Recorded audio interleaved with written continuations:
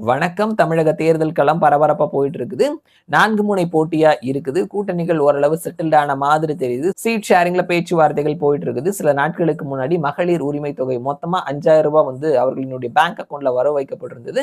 பிப்ரவரி, March, April 3 மாசத்துக்கு ரூ. 3,000. கோடை சிறப்பு தொகுப்பா ரூ. 2,000 அப்படின்னு சொல்லிட்டு ரூ. 5,000 வந்துட்டு பேங்க் அக்கவுண்ட்ல கிரெடிட் செய்யப்பட்டிருந்தது. இது ஒரு பெரிய தாக்கத்தை ஏற்படுத்தும் அப்படின்னு சொல்லிட்டு திமுக அதனுடைய கூட்டணி கட்சிகள் நம்புறாங்க. வாக்கா மாறும் அப்படின்னு சொல்லியும் நம்புறாங்க. இந்த நேரத்துல நேற்றைக்கு முன்னாள் முதல்வர் ஜெயலலிதாவினுடைய பிறந்த நாள். அந்த நாள்ல எடப்பாடி பழனிசாமி சில அறிவிப்புகளை 3வது கட்ட தேர்தல் அறிக்கை வெளியிட்டிருக்கிறாரு. அதுல அவர் வந்துட்டு ஒவ்வொரு குடும்பத்துக்கும் கருணை தொகையா ரூ. 10,000 குடுப்பேன்னு சொல்லியிருக்கிறாரு. படிச்சு முடிச்சுட்டு டிகிரி படிச்சு முடிச்சுட்டு வேலை தேடக்கூடியவர்களுக்கு மாசம் ரூ. 2,000 தருவேன்னு சொல்லியிருக்கிறாரு. ஸ்கூல் மட்டும் படிச்சுட்டு வேலை தேடிட்டு இருக்கிறவங்களுக்கு எம்ப்ளாய்மென்ட் ஆஃபீஸ்ல பதிவு செஞ்சிருக்கிறவங்களுக்கு ரூ. 1,000 தருவேன்னு சொல்லியிருக்கிறாரு.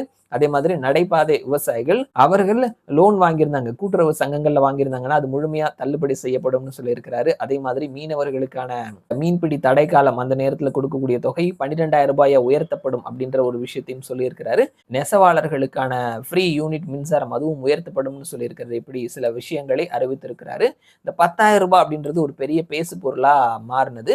இந்த மாதிரியான ஒரு ரூ. 10,000 பீகார்ல நிதிஷ்குமார் வழங்கியிருந்தாரு. அவர் பெருவாரியான இடங்கள்ல வெற்றியும் பெற்றிருந்தார் அப்படின்றத நம்ம பார்க்கிறோம். ஸ்டாலின் ரூ. 5,000 வழங்கியிருக்கிறாரு.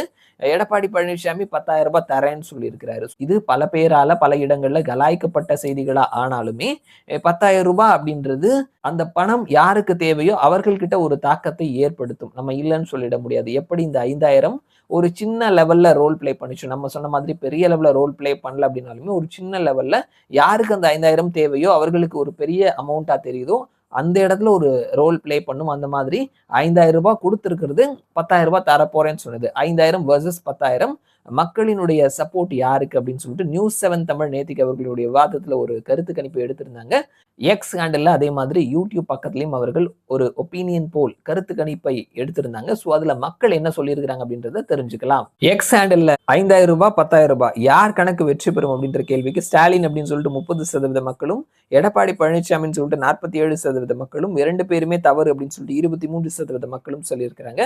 யூடியூப் பக்கத்துல இதே கேள்வி கேட்டதற்கு ஸ்டாலின் அப்படின்னு சொல்லிட்டு 54% மக்களும், இபிஎஸ் சொல்லிட்டு 22% மக்களும், 2 பேரும் தவறு அப்படின்னு சொல்லிட்டு 24% மக்களும் சொல்லியிருக்கிறாங்க. எக்ஸ் ஹேண்டில்ல வெறும் 2,000 பேர் தான் ஓட்டு போட்டிருந்தாங்க. யூடியூப்ல 28,000 பேர் வரைக்கும் ஓட்டு போட்டிருந்தாங்க. பார்க்கும் பொழுது ஸ்டாலின் எடுத்த முடிவு தான் கரெக்ட். அவர் தான் வெற்றி பெறுவார்னு சொல்லியிருக்கிறாங்க. நம்ம பார்க்கும் பொழுது கொடுக்குறேன்னு சொன்ன 10,000 விட கொடுத்த 5,000க்கு தான் வேல்யூ அதிகம் அப்படின்றதான் வந்துட்டு கலை யதார்த்தமா சொல்லியிருக்கிறாங்க. யார் முந்துறாங்க, யார் வெற்றி பெறாங்க அப்படின்றத வெயிட் பண்ணி பார்க்கலாம். மறுபடியும் நான் உங்களை இன்னொரு வீடியோல சந்திக்கிறேன். அது வரைக்கும் நன்றி.